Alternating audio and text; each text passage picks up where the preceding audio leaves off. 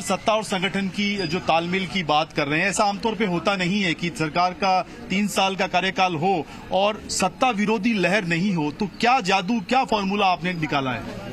देखिए, अशोक गहलोत जी के नेतृत्व में 3 साल से सरकार अच्छी चल रही है। गुड गवर्नेंस हमारी है, हर वर्ग के लिए काम हो रहे हैं, अच्छी अच्छी योजनाएं की लॉन्चिंग हो रही है, अच्छा बजट दिया जा रहा है, बजट के साथ में उसकी जो इम्प्लीमेंटेशन है वो भी हो रहा है। और हमारे नेता राहुल गांधी जी जिस प्रकार से एनडीए सरकार को, मोदी जी को, चाहे महंगाई का मुद्दा हो, चाहे किसानों का मुद्दा हो, चाहे आर्थिक नीति हो, चाहे विदेश नीति हो, उन सब पे घेरने का जो काम कर रहे हैं, जो उनको एक्सपोज पूरे हिंदुस्तान में कर रहे हैं, तो अब जनता के समझ में आ गया कि मोदी जी थोथे वादे करते हैं और जो राहुल गांधी जी कह रहे हैं वो सही बात है कि महंगाई को ये कंट्रोल कर नहीं पा रहे हैं और दादागिरी और हिटलरशाही कर रहे हैं।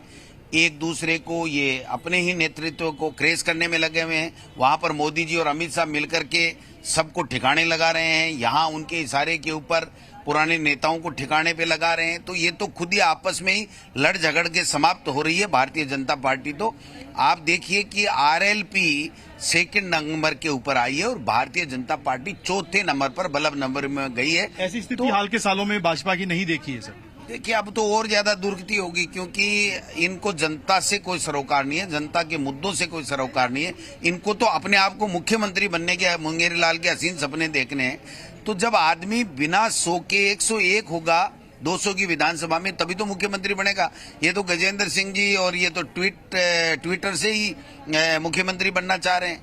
आपने देखा होगा किस प्रकार से जोधपुर में जो अभी पंचायत चुनाव हुए थे, उसमें बाबू सिंह जी राठौड़ जहां से एमएलए बन के आते थे पहले, उनके वहां पर दो सीटें आई हैं बीजेपी, वो गजेंद्र सिंह जी ने टिकट बांटी थी। आज धौलपुर और अलवर में क्या स्थिति हुई है भाजपा की, आप देख सकते हैं। 22 में से उप प्रधान तो उनके 4 ही बने हैं और प्रधान 6 बने थे। लेकिन सतीश पूनिया कह रहे हैं कि कांग्रेस ये नहीं समझे कि उपचुनाव में जीती है तो मिशन 2023 का रास्ता जो है वो आसान हो जाएगा।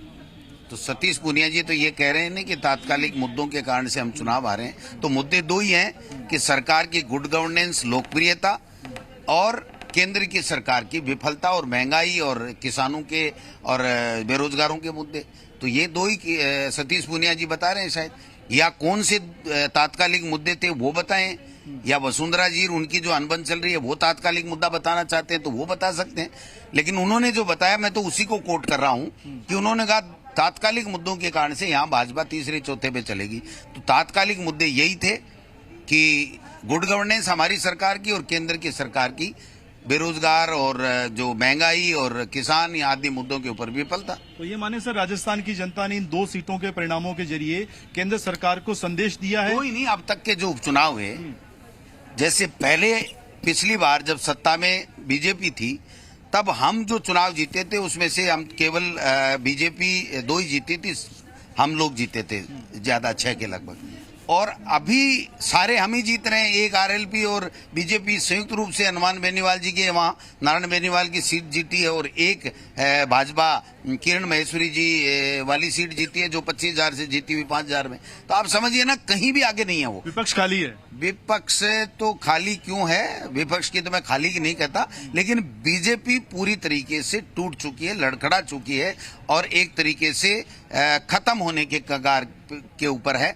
अगर वहां पर बेनीवाल जी से भी ये अगर गठजोड़ नहीं करते तो वो सीट में भी बीजेपी का कहीं कोई दिखने वाला ही नहीं था वहां पर। तो पार्टी कार्यकर्ताओं ने आपको दीपावली का तोहफा दे दिया है सर। बिल्कुल, देखो, पार्टी कार्यकर्ताओं ने पूरे कांग्रेस पार्टी के तमाम नेताओं, केंद्र के हमारे जो आलाकमान, हमारी सरकार, उनको सबको संबल प्रदान करने का काम किया है।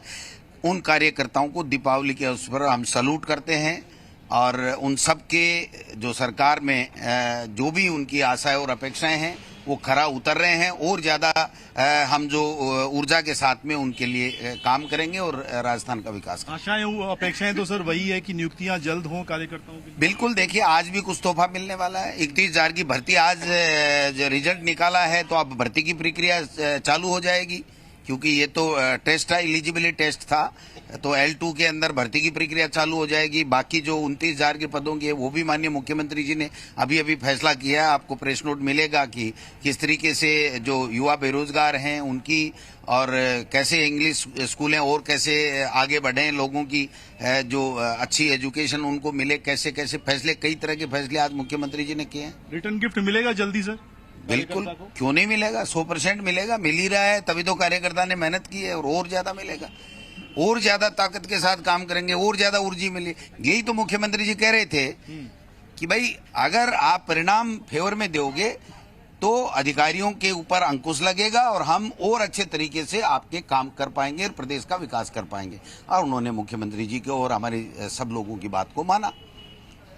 जीत की बहुत बधाई सर आपको। थैंक यू, आपको भी बहुत। प्रदेश कांग्रेस अध्यक्ष गोविंद सिंह डोटासरा। और आप देखिए पार्टी दफ्तर में कार्यकर्ता जो हैं वो यहाँ पहुंचे हैं।